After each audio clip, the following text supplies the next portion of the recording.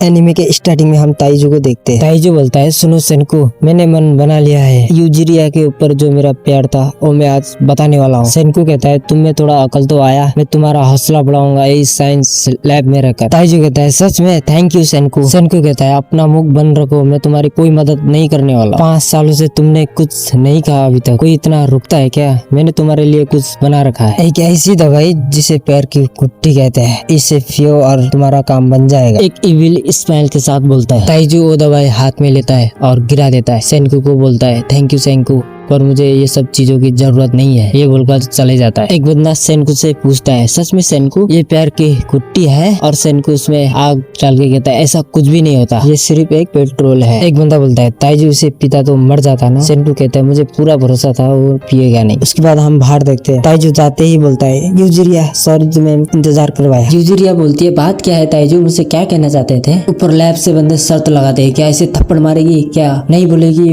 पर सेनकू उल्टा शर्त लगाता है और ताइजू अपनी मन की बात कहने ही वाला होता है। तभी हम देखते हैं ग्रीन लाइट। भाई वो ग्रीन लाइट जहाँ जहाँ भी पड़ता है, जिसके ऊपर भी पड़ता है भाई, वो सब पत्थर के बन जाते हैं। और एक ग्रीन लाइट सिर्फ इंसानों और पक्षियों के ऊपर ही काम करता है भाई। देखते हैं हम पूरी दुनिया के लोग पत्थर के बन चुके हैं। उसके बाद हम देखते हैं तबाही भाई, एक्सीडेंट हो रहा होता है रोडों पे और ऊपर से एरोप्लेन गिर रहा होता है भाई। पूरी दुनिया मानव जाति सब खत्म हो चुका होता है। उसके बाद हम देखते हैं जंगल में एक गुफा के अंदर ताइजू को देखते हैं भाई, पत्थर का ताइजू। हम देखते हैं उसके ऊपर दरारें आने लगती है, फिर वो पूरा आजाद हो जाता है भाई, मैं आजाद हो गया बोलता है। उसके बाद ताइजू बाहर आता है और देखता है पूरा जंगल होता है और सब पत्थर के बन चुके होते हैं। ताइजू बोलता है, इसका मतलब वो सबके साथ हुआ था। फिर ताइजू कुछ घास तोड़ के अपने लिए कपड़ा बनाता है और जाते हुए पुरानी मेमोरीज को याद करने लगता है। एक पत्थर से बनाया हुआ पंछी, ये कितना अच्छा पंछी है, जिसने भी बनाया बहुत अच्छा बनाया है। और ताइजू बोलता है, ये असली है, मेरे दोस्त को भी ऐसा ही एक पंछी मिला था, ये कोई बीमारी है शायद। ये सोचते सोचते उस पेड़ के पास आने लगता है। ताइजू जब उस पेड़ के पास पहुंचता है तो बोलता है, यूजिरिया मैंने तुम्हें पहचान लिया, हजारों साल के बाद भी मैं तुम्हें नहीं भुलाऊं। इतने सालों से तुम यहाँ जिंदा हो यूजिरिया, तुम्हारा बहुत बहुत धन्यवाद बड़ा सा पेड़, तुमने यूजिरिया को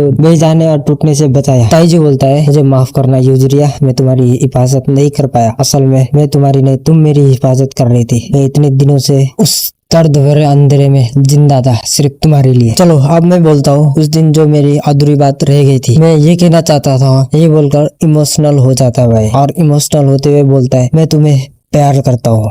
भाई कैसा बंदा है भाई, उस समय नहीं बोल पाया, 5 सालों से नहीं बोल पाया भाई, कितना बेवकूफ है भाई। ताइजू आगे बोलता है, मैं तुम्हें तब भी प्यार करता था और अभी भी करता हूँ और हजारों सालों से करते आ रहा हूँ। फिर ताइजू यूजिरिया के पास जाके बोलता है, मैं तुम्हें यहाँ से बाहर निकालूंगा, पर कैसे भी बाहर निकालूंगा। फिर देखता है हाथ हटा के उसमें कुछ लिखा होता है, नदी वाले रास्ते को फॉलो करो। बेवकूफ कहीं के। फिर ताइजू नदी वाले रास्ते को फॉलो करते हुए सीधा पहुंचता है सेनकू के पास। सेनकू कहता है, जाग गए मेरे बेवकूफ दोस्त। ताइजू खुशी के मारे रोने लगता है, तुम जिंदा हो मेरे दोस्त बोल के गले मिलने जाता है। सेनकू कहता है, ऐसे हालत में मुझे छूने की कोशिश भी मत करना, वरना तुम्हें मार दूंगा मैं। आज है 5 अक्टूबर साले 5738। तुम तो कब से घोड़े बेच के सो रहे थे, मुझे जाग के काम करते हुए 6 महीने से ज्यादा हो गया। और ताइजू बोलता है, एक बात बताओ सेनकू, तुम्हें कैसे पता आज कौन सा साल है और कौन सा दिन है? और सेनकू कहता है, मैं गिन रहा था, वरना मुझे कैसे पता होता। अगर मैं बिना टाइम गिने जाग जाता और बिना कपड़ों का जाग जाता तो मैं ठंड में मर जाता खाना ढूंढते ढूंढते। जिंदा रहने के लिए इसी महीने में काम करना पड़ेगा हमें। उसके बाद हम देखते हैं वो दोनों पहुंच जाते हैं। ये घर देख के ताइजू शॉक हो जाता है और बोलता है सेनकू से, सेनकू क्या है तुमने अकेले बनाया है? फिर सेनकू बताता है, हमें मेरा मदद के लिए कोई नहीं है, जिंदा रहने के लिए खाना जमा करने में दिन निकल जाता है, इंसानों को जिंदा करने के लिए मुझे एक तगड़े बेवकूफ की जरूरत है। और बोलता है कि जो बंदा यूजिरिया को अपने दिल की बात कहने वाला है, वो बंदा इतना जल्दी कैसे मर सकता है? वो हजारों साल नहीं करोड़ों साल तक जिंदा रहेगा। तुम बिल्कुल भी कमजोर नहीं हो मेरे दोस्त। इतना बोलते ही ताइजू पूरा जोश में आ जाता है और बोलता है, तुम पूरे दिमाग वाले काम तुम करो सेनकू, ताकत वाले काम मैं देख लेता हूँ। भाई साहब इतना जोश भर दिया भाई सेनकू ने। बात करते करते सेनकू ने आग जला दिया होता है और बोलता है सेनकू, इंसानों को मॉडर्न दुनिया बनाने में 20 लाख साल लग गए थे, हमें भी बिल्कुल शुरू से शुरू करना होगा, मैं दुनिया को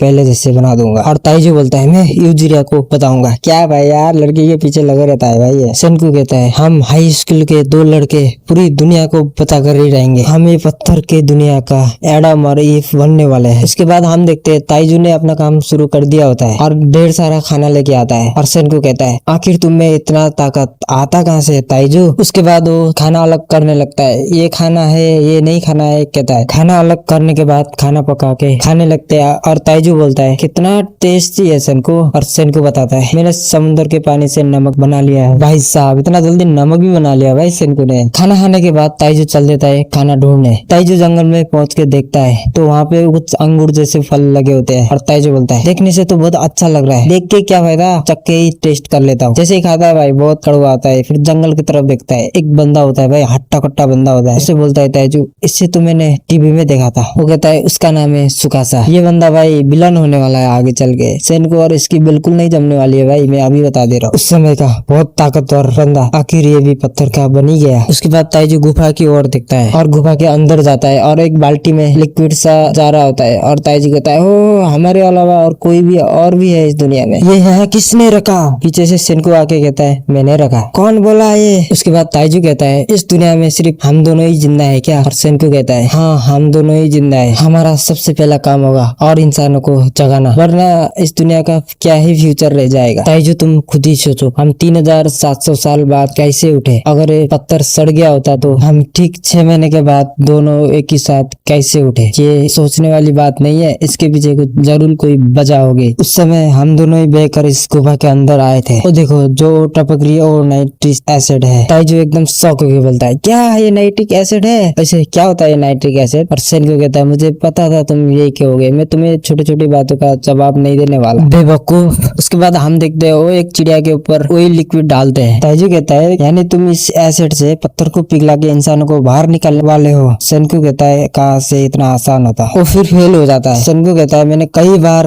कोशिश कर लिया लेकिन नहीं हो रहा है। उसके बाद हम सेनको के लैब में देखते हैं बहुत सारे पंछी रखा होता है भाई। ताइजू शॉक हो जाता है देख के और सेनको कहता है मैंने ये काम लगातार किया फिर भी नहीं हो रहा है, इसे जानने के लिए मेरे पास कोई सामान भी नहीं है। और ताइजू कहता है क्या इसके जवाब साइंस के पास भी नहीं है। सेनको कहता है मुझे इस घटिया सोच को बदलना है, साइंस में समय लगता है इसलिए सब्र करना बहुत जरूरी है, मुझे थोड़ा नाइट्रियल चाहिए। ताइजू बोलता है ये नाइट्रियल फेट्रियल मुझे समझ में नहीं आता, क्या हम इस अंगूर से वाइन नहीं बना सकते। वो वाइन बनाने लग जाते हैं अंगूर का रस निकाल के। भाई इस काम में ताइजू बहुत मेहनत करता है और सेनको कहता है सारे मेहनत वाले काम तुम करोगे। 3 हफ्ते के बाद हम देखते हैं वो वाइन बना चुके होते हैं। ताइजू कहता है सेनको क्या हमारी पीने की उम्र नहीं है। सेनको कहता है बिल्कुल है, अब हम 3700 साल से ज्यादा के हैं, आगे का काम और भी ज्यादा मुश्किल होने वाला है, अब हम शुरू करेंगे प्लान डी। उसके बाद हम बाहर देखते हैं वो उस वाइन को गर्म कर रहे होते हैं नीचे से आग जला के, तभी वो मटका टूट जाता है। फिर वो दोबारा मटका बना के दवाई बनाने लगते हैं। वो दवाई बना भी देते हैं भाई, पक्षी के पंख के ऊपर डाल के टेस्ट करते हैं, वो लोग कामयाब हो जाते हैं। उसके बाद वो पूरा पंछी उठाते हैं बाहर और उसके ऊपर टेस्ट करते हैं, पूरा पक्षी जिंदा हो जाता है, वो फुल कामयाब हो जाते हैं भाई। वो दोनों बहुत ज्यादा खुश होते हैं और सेनको बोलता है मेरे एक्सपेरिमेंट करने के 1 साल बाद मैं कामयाब हो गया, मैंने जितना सोचा था